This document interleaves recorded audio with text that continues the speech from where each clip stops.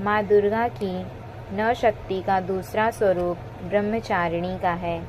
यह ब्रह्म का अर्थ है तपस्या से।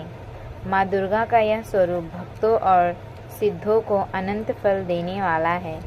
इनकी उपासना से तप, त्याग, वैराग्य, सदाचार और संयम की वृद्धि होती है।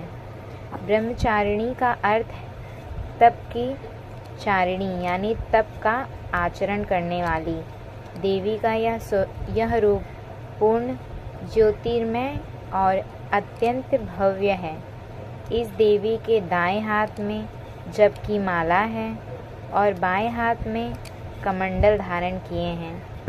पूर्व जन्म में इस देवी ने हिमालय के घर पुत्री रूप में जन्म लिया था और नारद जी के उपदेश से भगवान शंकर को पति रूप में प्राप्त करने के लिए घोर तपस्या की थी।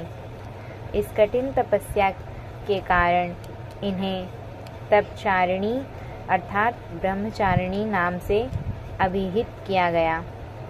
1000 वर्ष तक इन्होंने केवल फल फूल खाकर बिताया और 100 वर्षों तक केवल ज़मीन पर रहकर शाक पर निर्वाह किया। कुछ दिनों तक कठिन उपवास रखे और खुले आकाश के नीचे वर्षा और धूप के घोर कष्ट सहे। 3000 वर्षों तक टूटे हुए बेल पत्र खाएं और भगवान शंकर की आराधना करती रहीं। इसके बाद तो उन्होंने सूखे बेल पत्र खाना भी छोड़ दिए। कई हजार वर्षों तक निर्जल और निराहार रहकर तपस्या करती रहीं। पत्तों को खाना छोड़ देने के कारण ही इनका नाम अपर्णा नाम पड़ गया।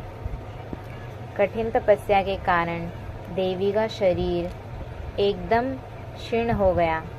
देवता, ऋषि, सिद्धगण, मुनि सभी ने ब्रह्मचारिणी की तपस्या को अभूतपूर्व पुण्य कृत्य बताया, सराहना की और कहा, हे देवी, आज तक किसी ने इस तरह की कोई कठोर तपस्या नहीं की। यह तुम्ही से ही संभव था।